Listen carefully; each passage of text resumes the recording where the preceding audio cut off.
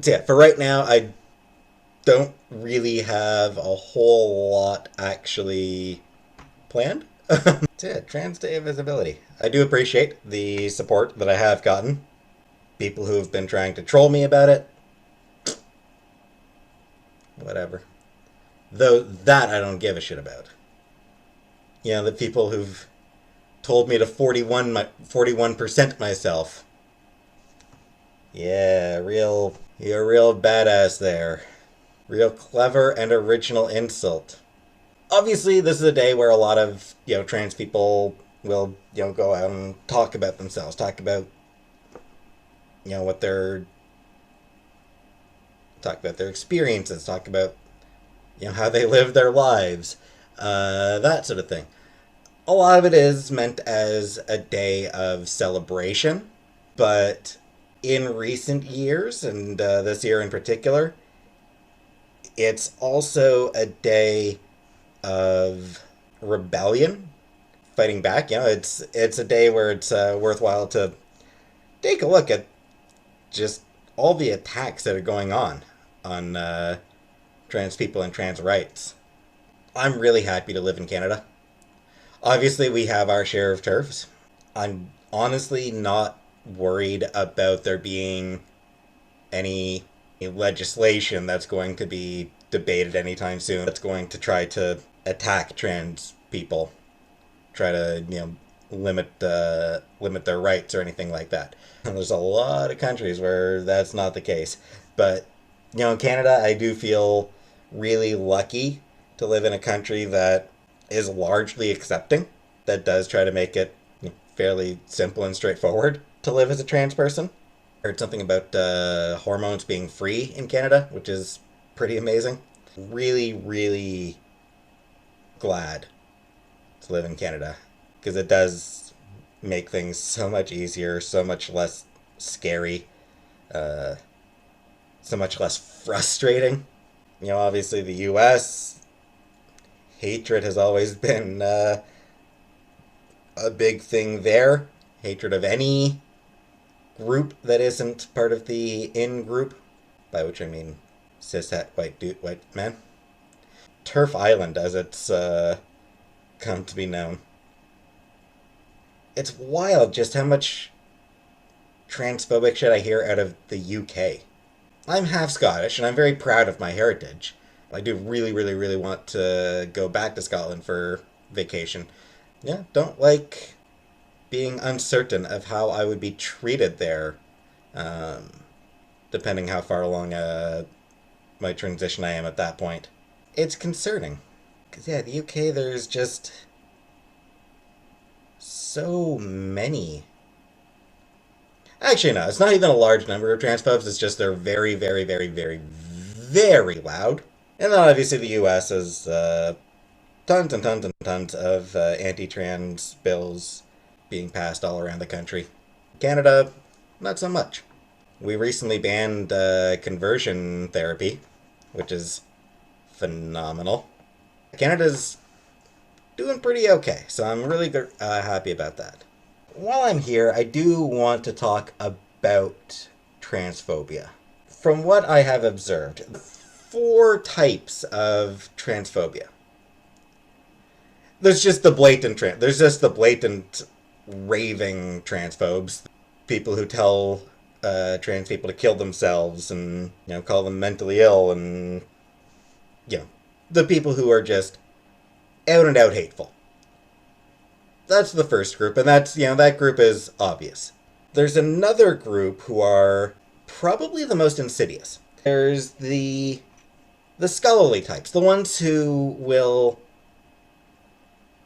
actually talk about transition being life-saving treatment, but who talk a lot more about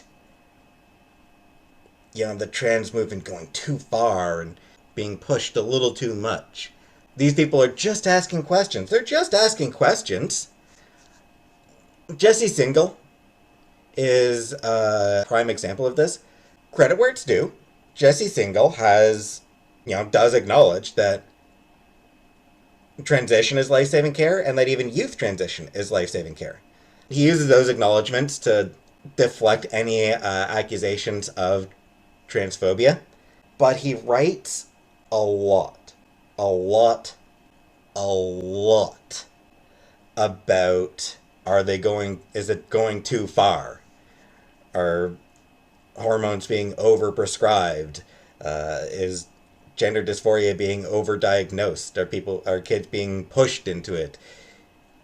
He's really, and the thing is, what he refuses to take accountability for is that his articles are used by people who want to push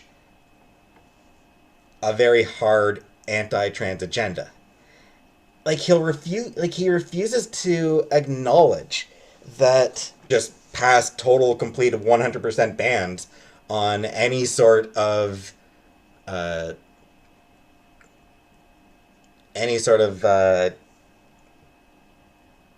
transition care for trans youth. They'll use his articles to justify it. They'll quote him, and he refuses to acknowledge that. He'll sure as hell correct anyone who tries to say he's transphobic. Like, he will absolutely jump to his own defense when anyone tries to use his words, or whenever anyone tries to argue that his articles push a transphobic agenda. He'll always be, "Oh, where did I say that? Oh, quote me the article where I said that. Quote the paragraph." Like, he'll always jump to his own defense, but he'll never actually criticize transphobes. He has absolutely nothing to say to people who are actually trying to push anti-trans bills and agendas. He has no criticism for them at all. And I mean, there are others like him. That is probably the smallest set of TERFs. Most TERFs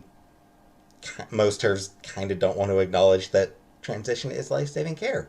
So yeah, there's a third group that's sort of split in half. The third group is the largest group, and that's the people who, "Oh, I have nothing against trans people. I'm just looking out for women's safety." And it's bullshit. I started to split that into two subgroups. There's the group who are generally pretty benign about it. Well, don't want to say benign, but the people who typically don't engage in deliberate misgendering. There's people who typically don't engage in deliberate misgendering, and there's the group who does. This is something that comes up. We'll use the sports debate as an example. Anytime a trans woman is competing in women's division of any sport, you get articles about it. And if you look through the articles, you'll see some TERFs who are just doing the whole, "I support trans people, but there are biological differences. Seems unfair. Body mass, height, muscle mass, bone density, whatever." People are trying to make what they see as reasoned arguments. And I mean, maybe they are reasoned. I mean, fine, they're reasonable arguments. There's cases to be made.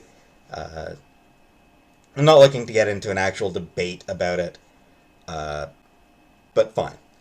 They have reasonable arguments about it.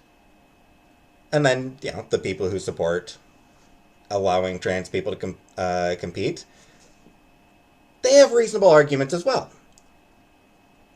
which the TERFs will never acknowledge. But yeah, so you've got the people who are trying to raise the reasonable arguments. And then you've got the people who in other circumstances will say, oh, I totally support trans people. Be who you want to be. Dress how you want to dress. Be who you want to be. But the mask comes off real fast in a lot of cases. So they'll talk about men invading women's sports. It's... But why not just get rid of the women's division because men are going to dominate this now? They just go straight to refusing to acknowledge that trans women are women. They just go like, nope, they're men. Trans women are men. They go to the misgendering. Yeah, like I said, I'm not actually interested in getting into an actual debate over that, over the trans women in sport. I will note this. Trans people make up a tiny percentage of the population. The number of trans women who are going to be interested in athletics is going to be, a smaller portion of the overall population of trans women. Of that subgroup, only a very small number are actually going to be capable of competing in any sort of competitive level. Trans women are not going to be taking over women's sports. They will always be a tiny, tiny, tiny number of the actual competition. As for the idea of men transitioning just so that they can compete, no, they won't. And yeah, it's just not going to happen because transition is not an easy thing to go through. Anyone who's trying to fake being a woman will probably find out pretty quickly that is just not worth it for them. Let's move on to another thing. Women's shelters. Where reasonable arguments really end up being a cover for hating trans women. The argument for keeping trans women out of women's shelters is, it might be triggering for the women there to, be living with someone who is male-bodied as the TERFs to avoid getting banned from Twitter for calling them men. Thing is, the people making that argument, they want sympathy for the women. If a trans woman is going to a woman's shelter, odds are things are not going great in her life at that moment. Where's her sympathy? The TERFs don't want to show any sympathy to those women. Where is that woman supposed to go? If she lives in a large enough city, odds are there will be shelters that are, exclusively for queer people that will take her in. There's Texas, and I think there's one other state that passed bills criminalizing support of trans youth. Just straight up calling it child abuse. Calling anyone who wants to acknowledge that trans kids can be trans, calling them groomers. Which they're also now starting to do with people who oppose anti-gay legislation as well, because the people who hate trans people, a lot of the people who hate trans folks also hate gay folks, and want to push back against the rights that gay people have gained. Note for gay people in the U.S., trans folks in the U.S. Same-sex marriage is not safe right now. Republicans are gunning for same-sex marriage. Just so you know, just so that you're aware. Those of you who claim to support gay rights, but who oppose trans rights, you are on the same side as the people who will be coming for same-sex marriage. Just be aware of that. Very glad I live in Canada where I don't have to worry about most of this shit. Because Canada does have people who want to ban trans women from from existing in public. But they seem to be a lot less powerful here than they are in a lot of other countries. And I am very, very happy for that. It's why vigilance is important. It's why we need to keep fighting, and it's why existing as trans is a revolutionary act.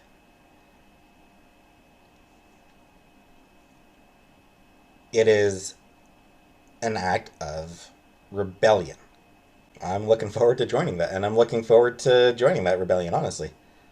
Thank you to those of you who are going to be supporting me on my journey, and to those of you who are going to be trying to troll me and oppose me, bite my ass. But for now, thanks for watching, and fuck off!